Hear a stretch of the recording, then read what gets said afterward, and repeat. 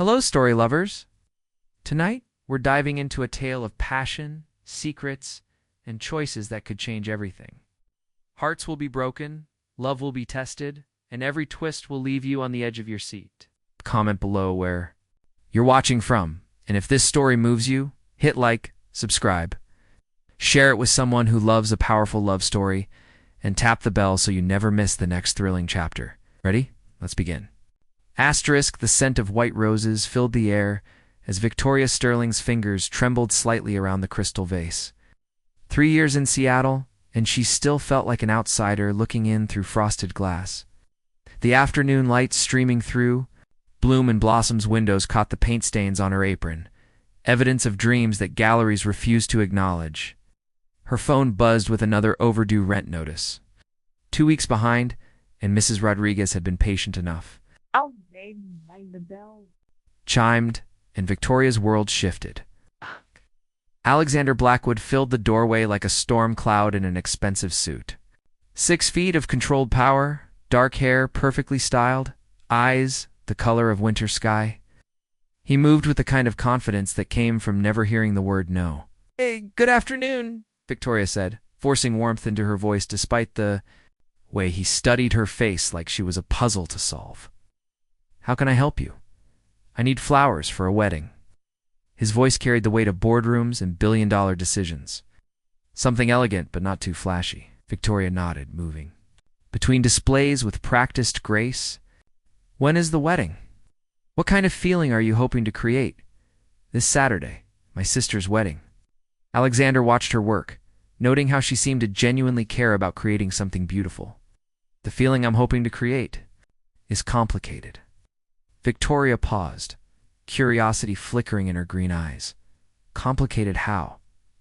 Alexander hesitated. He'd built his empire on directness, but this required delicacy. The bride wants everything perfect, including making sure her older brother doesn't attend alone and become the target of every matchmaking attempt from relatives. Understanding dawned across Victoria's face. "Ah, one of those weddings. Brother went through something similar last year." "Exactly," relief colored Alexander's voice. "Most people either fawned over his wealth or cowered from his reputation." Victoria seemed refreshingly real. "I don't suppose you know anyone who might be interested in attending a wedding as a date? Someone who could handle demanding relatives, but won't expect anything beyond one evening?" Victoria's hand stilled on the roses. The question was unusual, but something in his tone suggested desperation rather than anything inappropriate. "That's quite a specific request." "I realize how it sounds," Alexander said quickly, "not looking for romance or complications. Just someone to help me avoid an evening of awkward setups and intrusive questions." Victoria studied his face, seeing vulnerability beneath the polished exterior. 3 years of customer service had taught her to read people. This man was successful and confident, but genuinely uncomfortable with whatever family pressure he faced. What kind of wedding? A casual backyard ceremony or 5-star hotel affair? The latter, Alexander admitted. Fairmont Olympic Hotel. 300 guests. Full formal affair. Victoria's eyes widened. Fairmont was Seattle's most exclusive venue. This wasn't just wealth. This was serious money. "And you're offering to pay someone to attend with you?" $1,000 for the evening, Alexander said, without hesitation, plus covering appropriate attire if needed. "It's just a few hours of conversation and pretending we're dating." Victoria nearly dropped the roses. 1,000 would cover rent and leave enough for art supplies. She'd been living on rice and pasta for weeks, saving every penny for quality paints and a new easel. "That's very generous for one evening," she said carefully. "It's worth it to avoid the alternative. My mother has already invited several lovely young women specifically to meet me. My sister's been dropping hints about my love life for months." Victoria found herself seriously considering the proposition. Unconventional? Yes, but not inappropriate. She'd be helping someone avoid family discomfort while earning desperately needed money. Plus, she was curious about this world of luxury she'd never experienced. "I would need more details," Victoria said slowly. "What would be expected? What story would we tell about how we met?" Alexander's expression brightened with hope. We could say we met here when I ordered flowers. It's actually true. As for expectations, just normal conversation, maybe some hand-holding for appearances, nothing inappropriate or beyond your comfort level. Victoria looked around the shop, thinking about her empty refrigerator and the overdue notice, about her paintings sitting unseen in her studio apartment and dreams of someday having her own gallery show. "I'm an artist," she said suddenly. "Work here part-time to pay bills, but I paint. I've never been to anything as formal as what you're describing. I'm not sure I'd fit in." "That's actually perfect," Alexander said with genuine enthusiasm. "My family will appreciate that you have real passion and talent. Artist sounds much more interesting than whatever corporate executives they usually try to set me up with." Victoria found herself smiling at his relief. There was something endearing about his desperation to navigate family obligations. "What's your name?" she asked, realizing they'd been having this entire conversation without introductions. "Alexander Blackwood. Most people call me Alex." Victoria shook his offered hand, noting the firm but gentle grip. "Victoria Sterling. And yes, Mr. Blackwood, I accept your proposal." One evening, Saturday night, pretending to be your girlfriend. Relief flooded Alex's features. "Thank you, Victoria. You have no idea how much this means to me." As they discussed logistics, neither could imagine their fake relationship would soon become the least unusual part of their story. What had begun as a practical arrangement was already hinting at possibilities neither had considered. When Alex finally left with his order confirmed and Victoria's number in his contacts, both felt unexpected anticipation. Victoria spent the rest of the afternoon wondering what she'd gotten herself into.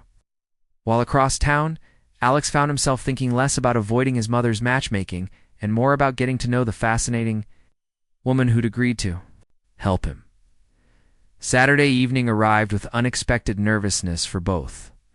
Victoria stood before her apartment mirror, adjusting the deep emerald vintage dress that hugged her curves perfectly. She'd swept her auburn hair into an elegant updo, pearl earrings borrowed from her neighbor, completing the transformation. When Alex arrived in his sleek black Tesla, his breath caught. The woman emerging from the modest building bore little resemblance to the paint-stained florist he'd met days ago. But as Victoria slid into the passenger seat, both would discover that some arrangements, no matter how carefully planned, have a way of spiraling completely out of control. The Fairmont Olympic Hotel rose before them like a monument to old money and older secrets. Crystal chandeliers cast prismatic light across marble floors as Seattle's elite mingled in designer gowns and tailored suits. Victoria's fingers tightened around Alex's arm, overwhelmed by the opulence. "Breathe," Alex murmured near her ear, his breath warm against her skin. "You belong here more than half these people. Easy for you to say. Grew up with this. Trust me, having money doesn't make you fit in. It just makes the masks more expensive." Before Victoria could respond, a woman in champagne silk glided toward them, her smile sharp as cut glass. "Alexander, darling, you've been hiding from us, mother." Alex's jaw tightened almost imperceptibly. "This is Victoria Sterling. Victoria, my mother, Elena Blackwood." Elena's calculating gaze swept over Victoria like an appraiser examining questionable merchandise. "How lovely. Where did you two meet?" "At the flower shop where Victoria works," Alex said smoothly, his hand finding the small of Victoria's back. "She's also a talented artist." "How quaint," Elena said, the word dripping with condescension. "Art as a hobby is so enriching." "Actually, it's my career," Victoria replied, steel entering her voice. "I create because I have something to say, not because I have spare time to fill." Elena's smile became razor thin. "Of course, dear. Alexander, your sister is looking for you. The photographer wants family pictures." As Elena glided away, Victoria released a breath she hadn't realized she was holding. "I think I failed that test. You were perfect," Alex said, something warm in his voice. She expected you to apologize for existing. Instead, you stood your ground. The wedding ceremony was beautiful in that cold, perfect way that money could. Bye. Victoria watched Alex's sister, Melissa, exchange vows with her hedge fund prince, everything orchestrated to social media perfection. But Victoria found herself watching Alex instead, noting how his smile never quite reached his eyes, how his shoulders carried tension like armor. During the reception, Victoria began to understand the suffocating weight of Alex's world. Conversations were verbal chess matches, every compliment hiding calculation, every smile masking assessment of net worth and social standing. Victoria, isn't it? A silver-haired man appeared at her elbow during dinner. Charles Morrison, family friend. Alex tells me you're an artist. I am. How refreshing. Most young women in Alexander's orbit are more interested in spending money than creating anything meaningful. Charles's eyes gleamed with something that made Victoria's skin crawl. I collect art. Perhaps you'd like to show me your work sometime. Privately? Before Victoria could respond, Alex materialized beside her, his presence suddenly protective rather than merely polite. Charles, I see you've met Victoria. Darling, he said, the endearment rolling off his tongue with surprising naturalness. Shall we dance? On the dance floor, Alex's arms encircled her with unexpected gentleness. Thank you for handling Charles. It's harmless but persistent. This is your world, Victoria said quietly, moving with him to the slow melody. These people who smile while they calculate your worth. Why do you think I needed a fake girlfriend? Real relationships here come with contracts and prenups, negotiated by lawyers. His voice held bitter experience. Everyone wants something. Victoria looked up at him, seeing past the polished facade to something raw underneath. What happened to make you so cynical? Alex's step faltered slightly. What makes you think something happened? The way you watch everyone like they might attack. The way you flinch when people get too close. Someone hurt you. For a moment, Alex's carefully constructed walls cracked. Her name was Cassandra. We dated for 2 years. I thought she loved me. His voice became quietly brutal. Turns out she was feeding information about my business deals to a competitor. Every intimate moment, every vulnerable confession, all of it was being recorded and sold. Victoria's heart clenched at the pain in his voice. Alex, I'm so sorry. The worst part. She was good at it. Really good. I never suspected until my lawyer found the payments. His laugh was hollow. I haven't trusted anyone since. Haven't. Let anyone close enough to matter. Is that why you chose me? Because I'm safe? Because I don't matter enough to hurt you? Alex stopped dancing, his blue eyes intense. That's what I told myself. But Victoria, you're the least safe person I could have chosen. What do you mean? Before Alex could answer, Elena Blackwood's voice cut through the music like a blade. Ladies and gentlemen, if I could have your attention, I'd like to propose a toast to the happy couple and to welcome Victoria Sterling to our family. Victoria's blood turned to ice. Elena's smile was predatory as she continued. I've done a little research on our new friend. Did you know Victoria is behind on her rent? That she's been living on rice and pasta? How fortunate that she met Alexander when she did. The ballroom fell silent except for the soft gasp that escaped Victoria's lips. Every eye in the room turned to her, some pitying, others calculating, all of them knowing. Mother. Alex's voice was deadly quiet. I'm simply observing what a lucky coincidence it was that Victoria needed money just when you needed a date. Elena continued with surgical precision. Though I suppose we shouldn't be surprised. Gold diggers do have excellent timing. The words hit Victoria like physical blows. The entire room now saw her exactly as Elena intended, a desperate woman who'd sold herself for an evening of luxury. Tears burned behind her eyes, but she refused to let them fall in front of these vultures. Excuse me, Victoria whispered, gathering her dignity like armor as she walked toward the exit. Victoria? Wait. Alex called after her, but she was already pushing through the crowd, desperate to escape the suffocating weight of their judgment. She made it to the hotel lobby before Alex caught up with her, his face dark with fury. Don't, Victoria said, holding up a hand to stop him.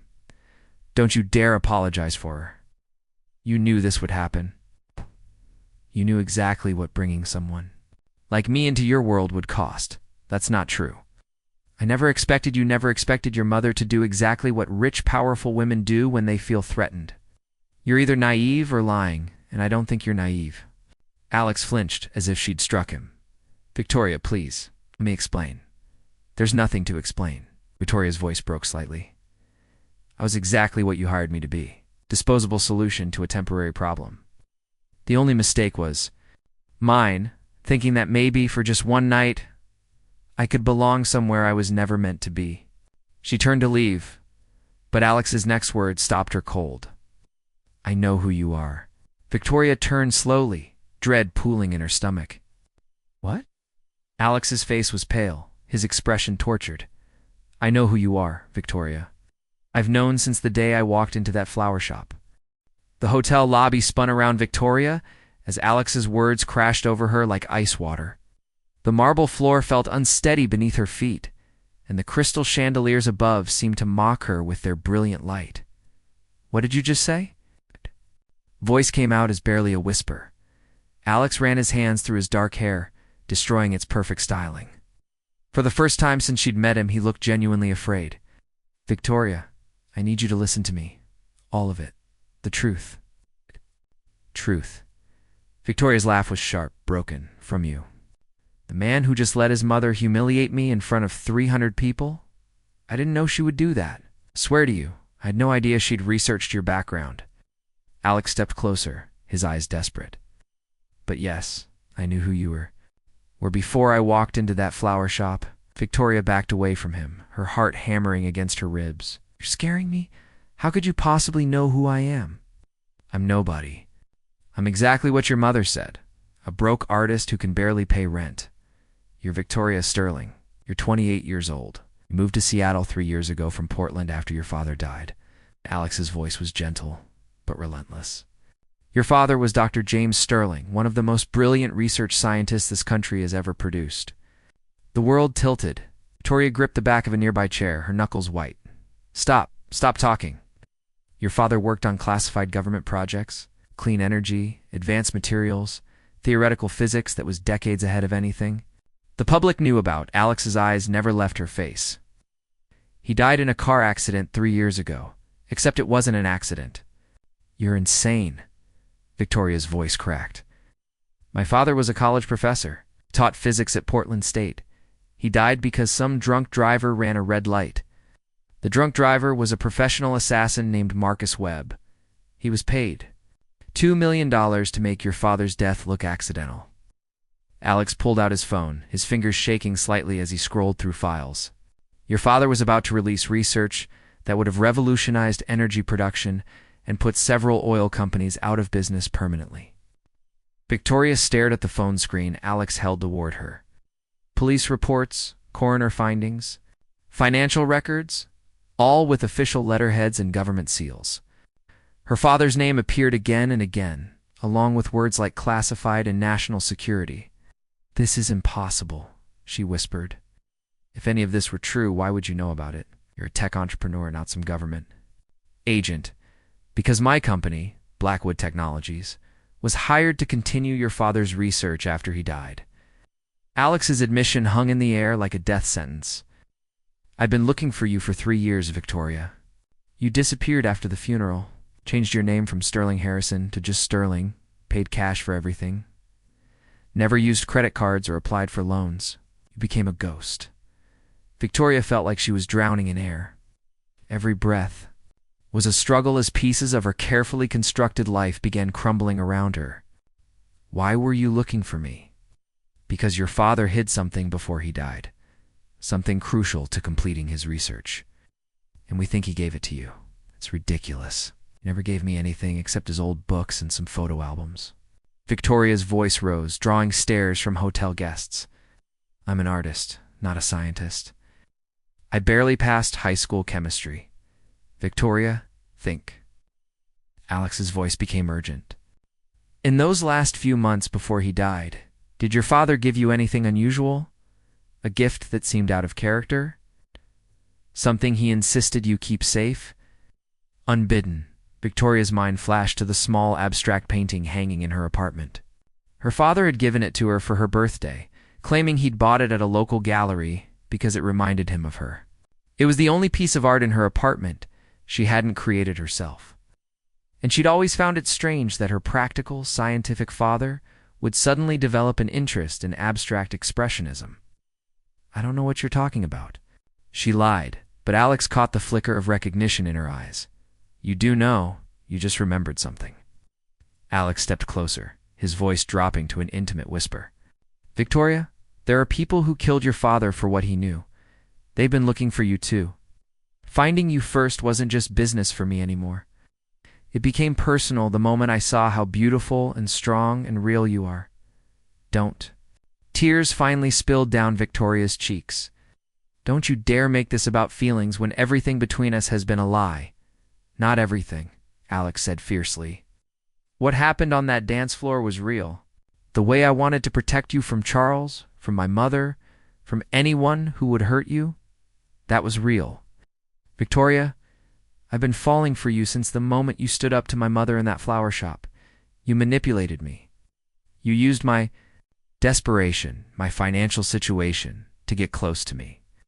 Victoria's voice was raw with betrayal. Everything I told you about my dreams, my art, my loneliness. Listen to all of it while knowing you were lying to me about who you really were. I was trying to protect you. By lying to me? By making me trust you? By keeping you alive? Alex's composure finally cracked, his voice echoing through the lobby. There are people looking for you who make my mother seem like a saint. Corporate assassins, foreign agents, government contractors who see you as either an asset or a liability. I found you first. I've been trying to figure out how to keep you safe while getting what I need to complete your father's work. Victoria wiped her tears with the back of her hand, smearing her carefully applied makeup. And what happens to me once you get what you need? Do I disappear again? Do I become another Cassandra story you tell the next woman you manipulate? Alex flinched as if she'd hit him. That's not fair. Fair. Victoria's laugh was bitter. You want to talk about fair? Fair would have been telling me the truth from the beginning. Fair would have been letting me make an informed decision about whether to trust you. You never would have agreed to help me if you knew the truth. Exactly. Which means you took away my choice, my agency, my right to decide what risks I was willing to take with my own life. Victoria straightened her shoulders, drawing on reserves of strength she didn't know she possessed. That makes you just another powerful man who decided what was best for the weak, little woman, without bothering to ask her opinion. The words hit Alex like physical blows. Victoria saw the exact moment her comparison to his mother landed, saw him realize that his protection had become another form of manipulation. Victoria, please, let me explain everything. Let me show you what your father was working on, why it matters, why keeping you safe has become more important to me than any research or any amount of money. No. Victoria turned toward the hotel exit, her emerald dress rustling with each step. I'm done being your project, Alex. Done being managed and protected and lied to for my own good. Where will you go? Victoria, if I found you, they can find you too. Victoria paused at the revolving door, not turning around. Then I guess I'll have to disappear again. I'm apparently better at it than you thought. Victoria, wait. There's something else you need to know. About why those people killed your father. About what happens if they find you before I do. She turned back one last time, her green eyes reflecting the hotel's golden light. Tell me, Alex's face was grave, his voice barely audible over the lobby's ambient noise. Your father didn't just hide his research, Victoria. He hid it inside you. Victoria's apartment felt like a crime scene under the harsh fluorescent light. Every familiar object seemed foreign now, contaminated by Alex's revelations. She stood before the small abstract painting her father had given her, really seeing it for the first time. What had looked like random brushstrokes and color now revealed patterns. Mathematical sequences hidden in seemingly chaotic swirls of blue and gold. Her father's handwriting, microscopic and precise, woven into the very texture of the paint. How? She whispered to the empty room. The knock at her door made her jump. Through the peephole, she saw Alex, still in his wedding attire, but disheveled. His perfect facade finally cracking. Victoria, please. Just 5 minutes. Against her better judgment, she opened the door but didn't step aside to let him in. What did you mean when you said he hid his research inside me? Alex's eyes were redrimmed with exhaustion, and something that looked like grief. Your father was brilliant, but he was also paranoid. Rightfully so, as it turned out. He suspected.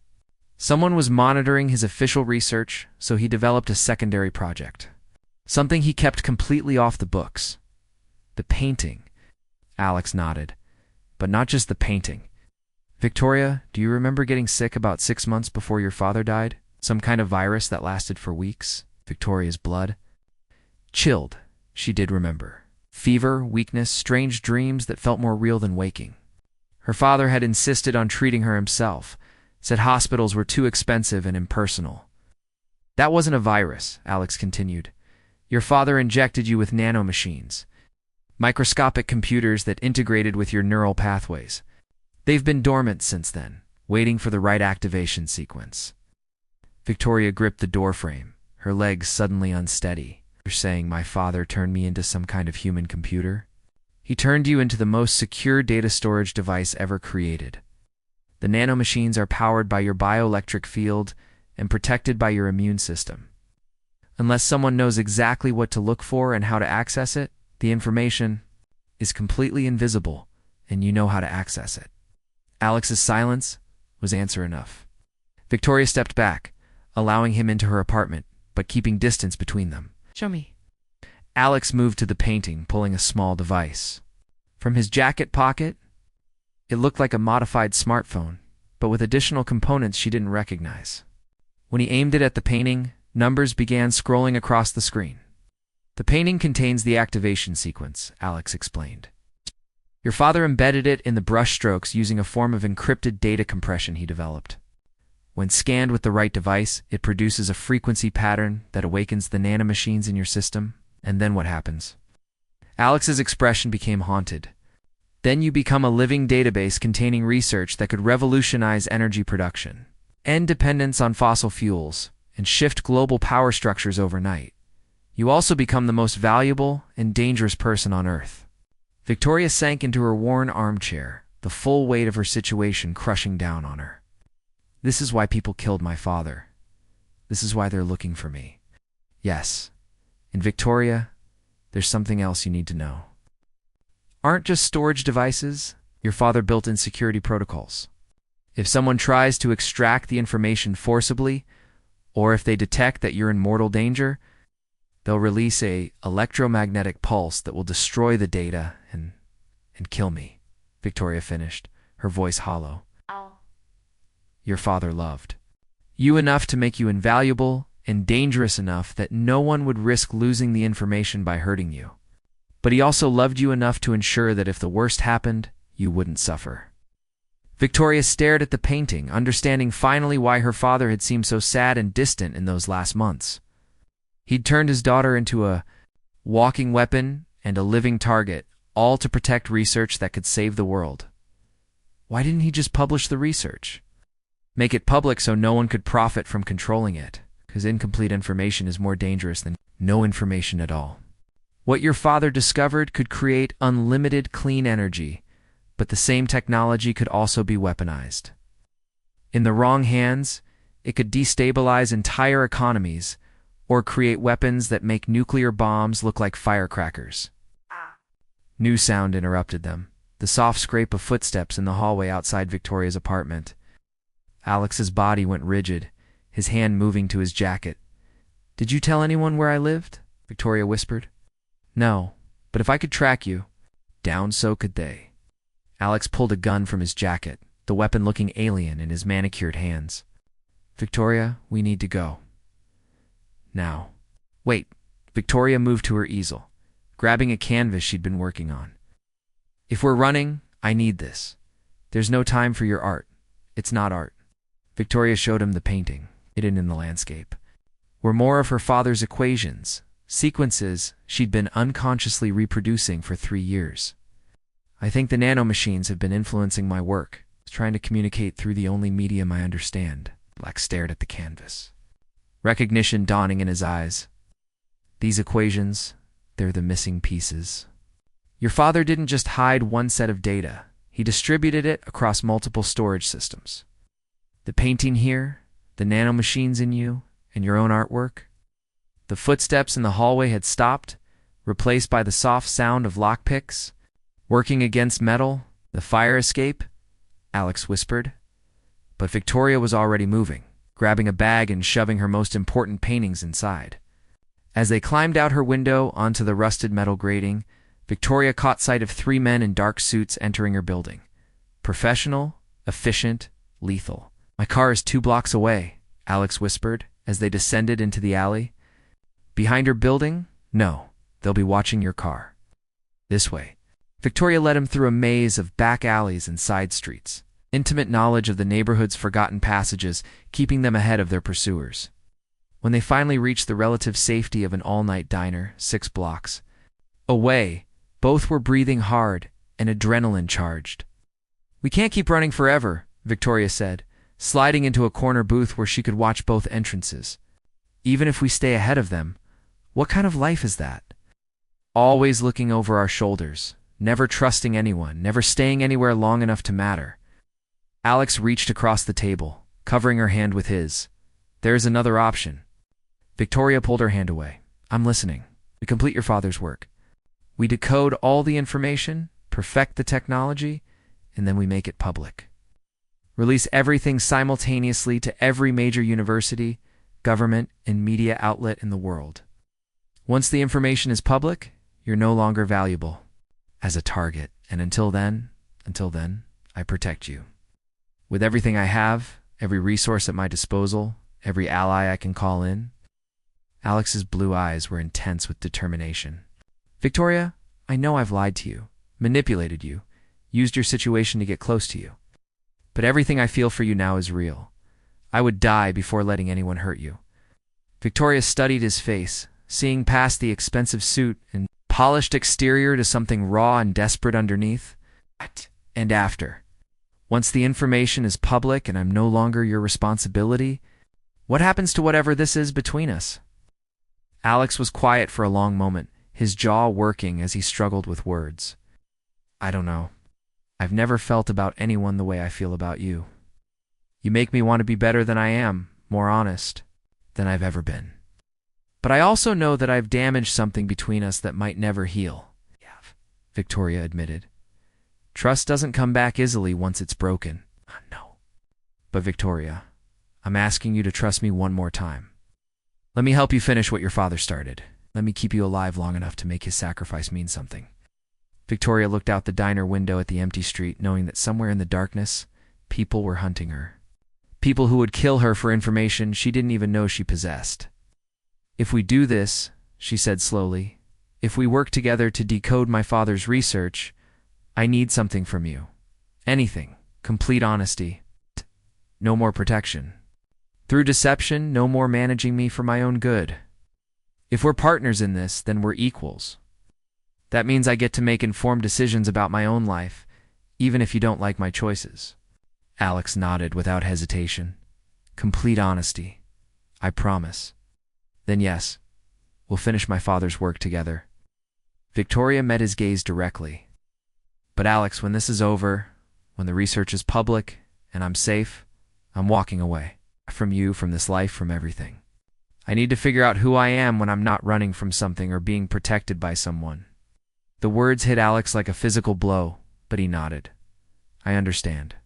What neither of them noticed was the figure in the kitchen doorway, a waitress, who'd been listening to their entire conversation. As Victoria and Alex planned their next move, she quietly stepped outside and dialed a number on her phone. "I found them," she said softly into the device. "I know where they're going next." The abandoned warehouse on Seattle's waterfront reeked of rust and regret. Victoria spread her paintings across the concrete floor while Alex set up his equipment. The device that would finally unlock the secrets her father had hidden in her. Blood and bones. "Are you ready for this?" Alex asked, checking the frequency calibration for the 3rd time. His hand shook slightly, though whether from exhaustion or fear, Victoria couldn't tell. "No," she answered honestly. "But ready or not, this ends tonight." The scanner hummed to life, bathing the paintings in invisible light that revealed the mathematical sequences hidden in Victoria's unconscious brushstrokes. As the device processed the data, both she and Alex began to understand the true scope of her father's work. It's not just clean energy, Alex whispered, studying the scrolling equations. He solved quantum tunneling, mastered molecular manipulation. This technology could rebuild the atmosphere, cure diseases, even reverse aging. Felt a strange tingling in her arms and legs as the nanomachines in her system responded to the scanner's frequency. Information began flooding her consciousness, not as memories, but as pure knowledge. As if she'd always known these secrets but had simply forgotten them. The missing component, she gasped, suddenly understanding. It's not in the paintings or the nanomachines. It's in the quantum entanglement between them. My father created a 3-part key that only works when all components are activated simultaneously. As the final pieces of her father's research assembled themselves in her mind, Victoria felt something else awakening, a presence that had been dormant for 3 years. "Hello, Victoria?" The voice came from inside her own head, but it wasn't her voice, it was her father's. "Dad," she spoke aloud, causing Alex to look up from his equipment in concern. "I'm sorry, sweetheart. So sorry for what I've put you through. But I ran out of time and options. The world needs this research, and you were the only person I trusted to keep it safe." Alex watched Victoria's face change, seeing something. That wasn't quite her looking out through her green eyes. "Victoria, what's happening?" "My father uploaded a consciousness fragment into the nanomachines," Victoria said, her voice carrying an odd dual quality, as if 2 people were speaking in harmony. "He's been dormant, waiting for the full activation sequence. I can only maintain this connection for a few minutes," her father's voice continued through Victoria. "The power drain is enormous. Alexander, the research is complete now, but there's something you both need to know. The people hunting Victoria aren't just corporate interests or foreign agents." Alex moved closer, his device still humming as it processed the final data streams. "Then who are they?" "Some of them work for me," came a voice from the warehouse. Entrance. Victoria and Alex spun around to see Alexander Blackwood stepping through the shadows, flanked by armed men in tactical gear. But it wasn't Elena's presence that made Victoria's blood turn to ice. It was the familiar figure beside her. "Hello, Victoria," said the waitress from the diner, now dressed in military fatigues. "My real name is Agent Sarah Chen. I've been tracking you for 18 months. Alex stepped protectively in front of Victoria, his own gun drawn. "Mother, what the hell is this?" Lena's smile was cold as Arctic wind. "This, darling, is what happens when you let sentiment override good business sense." "What did you really think?" "I didn't know about your little obsession with Dr. Sterling's research? About your pathetic attempts to find his daughter?" "You've been watching me," Alex said, the betrayal in his voice cutting deeper than any blade.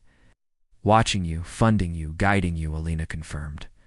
"Who do you think provided the resources for your search? Who arranged for that convenient government contract? K. Alexander, you've been working for me this entire time?" Victoria felt the world crumbling around her for the second time in as many days.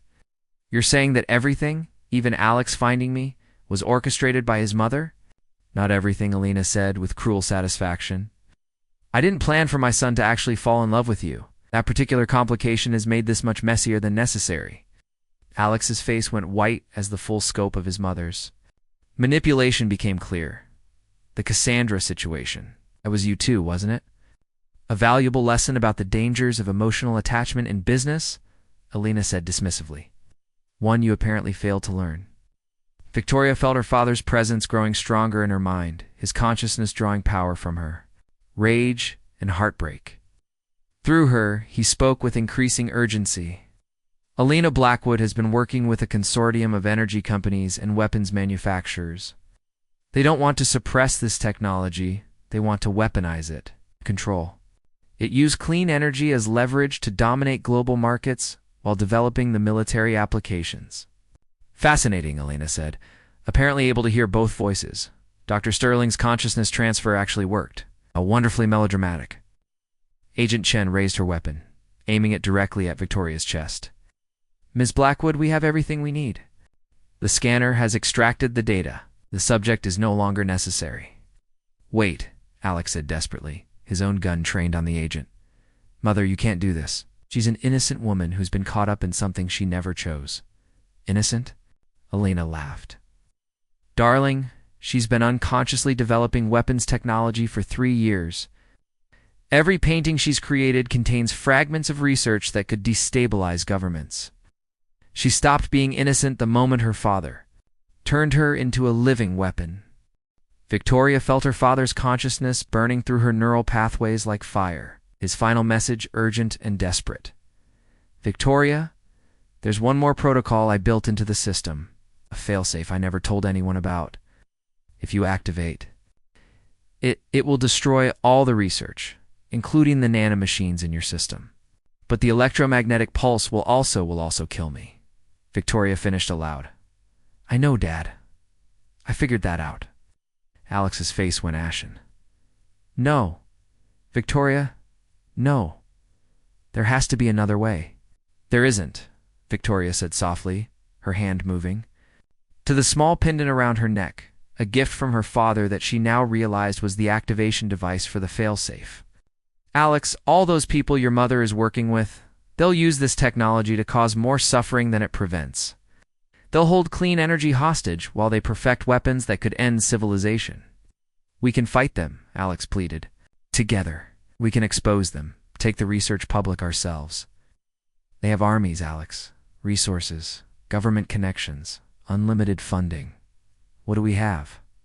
Victoria smiled sadly. We have love, and that's beautiful, but it's not enough to stop them. Elena's patience had apparently reached its limit. Agent Chen, eliminate the subject and retrieve the data. Died. As Chen's finger tightened on the trigger, Alex made a choice that defined everything he truly was beneath the polish and privilege. He threw himself between the gun and Victoria, his body shielding hers as the shot rang out. The bullet meant for Victoria's heart found Alex's instead. Ow. Victoria screamed, catching him as he fell, his blood warm against her hands. Alex, stay with me. Stay with me. I love you, Alex whispered, his blue eyes growing dim. I love you, and I'm sorry I wasn't better at it. Elena's face showed the first crack in her composure as she watched her son dying in Victoria's arms. Alexander, you fool. This was all for you. The company, the research, the power. Everything I built was meant to be yours. He never wanted your empire, Victoria said fiercely, her tears falling onto Alex's pale face. He wanted to be worthy of love, and you taught him he had to earn it by being useful. As Alex's breathing grew shallow, Victoria made her final choice. She gripped the pendant, feeling the fail-safe device warm under her fingers. Victoria, don't, Alex gasped. Live, please. Find a way to live. I am living, Victoria said softly. For the first time in 3 years, I'm choosing my own fate, instead of letting other people choose it for me.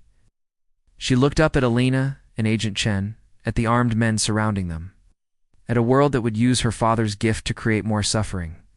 My father wanted to save the world, Victoria said clearly. I'm going to save it from you. She activated the pendant. The electromagnetic pulse that erupted from Victoria's body was beautiful and terrible, a wave of pure energy that destroyed every piece of electronic equipment in a 3-block radius. The nanomachines in her system burned out in seconds, taking with them every trace of her father's research.